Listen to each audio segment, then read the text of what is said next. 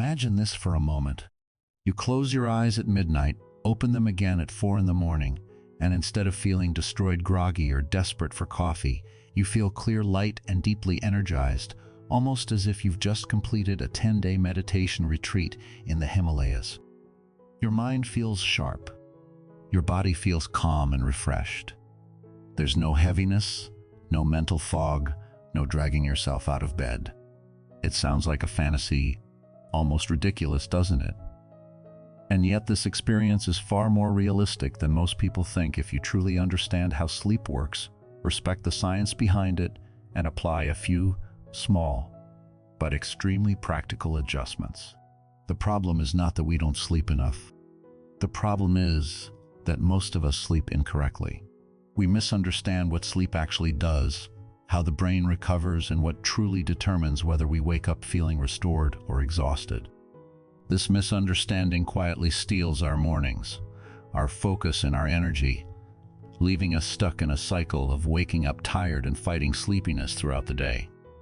But when you unlock how deep, high-quality sleep actually works, something powerful happens. You don't just wake up earlier with clarity, you gain more time for yourself, more mental space for work, and even those peaceful, slow mornings with a warm cup of coffee instead of stumbling through the day half awake. One of the most common mistakes people make is believing that longer sleep automatically equals better sleep. We treat sleep like charging a phone. The longer it's plugged in, the fuller the battery. But the human body is far more complex than a device. Many people have experienced this paradox, sleeping 8 or 9 hours, yet waking up with a heavy head, sore limbs, and a strange emotional dullness, as if they've traveled across continents in their dreams. The reason for this lies not in the number of hours slept, but in when and how you wake up. Sleep is structured in cycles, not a continuous block.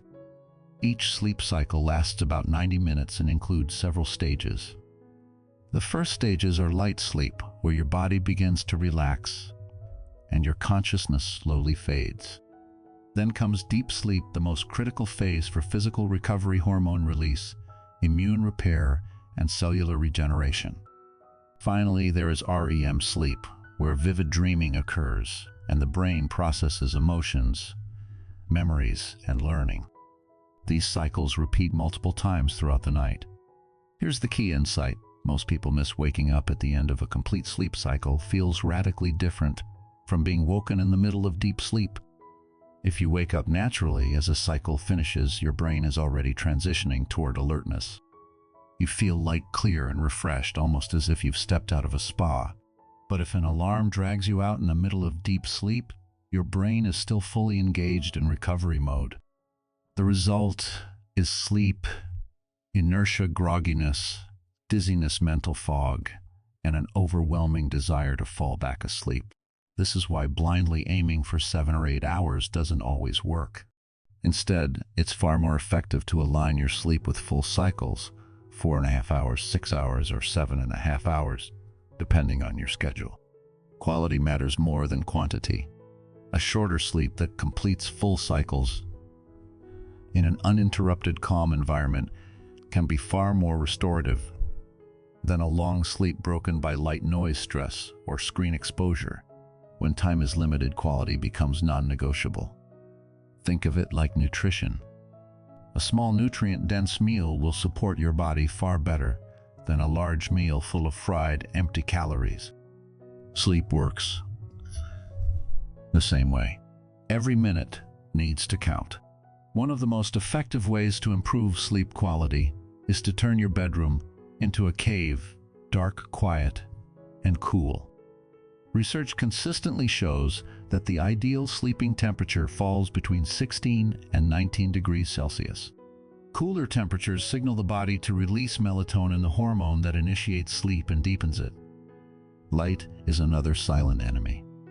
Artificial light, especially blue light from screens, suppresses melatonin production and confuses your internal clock.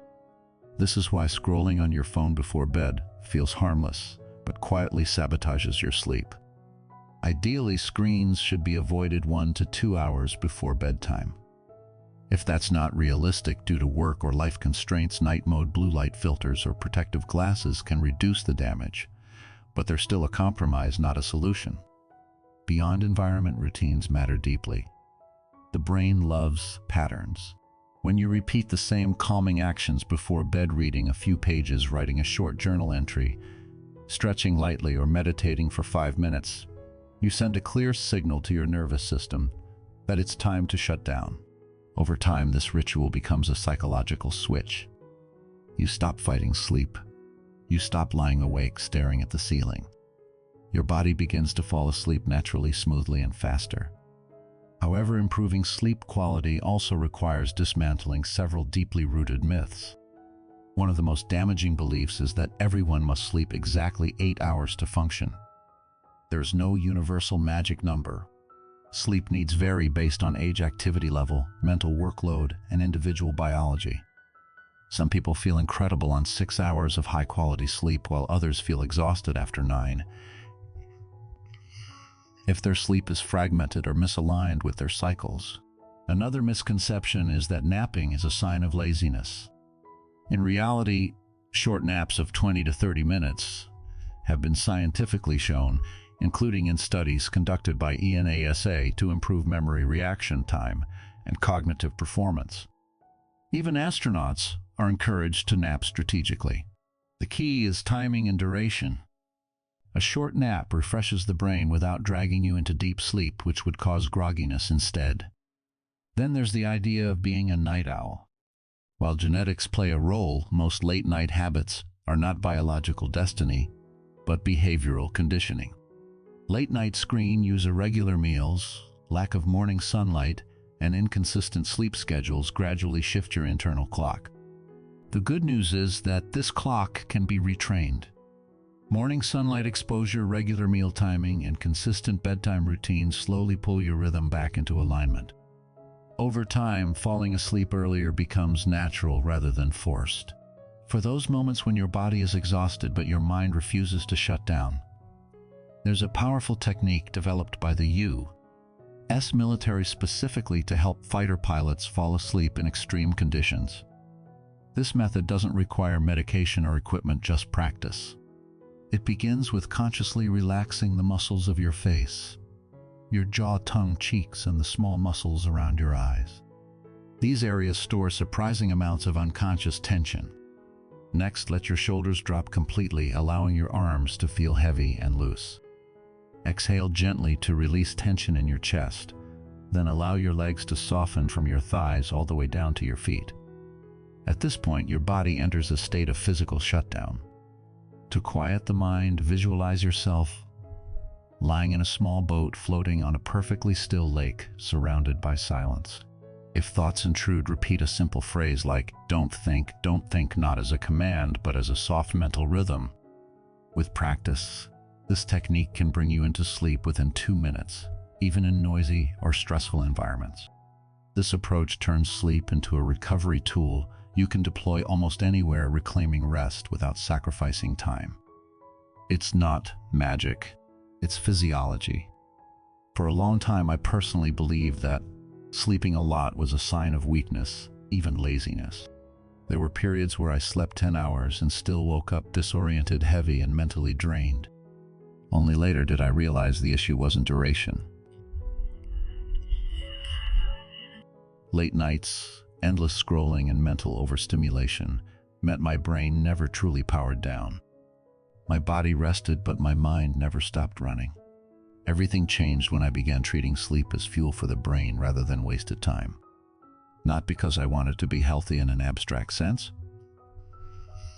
but because I wanted clarity, direction, and the ability to use my waking hours well.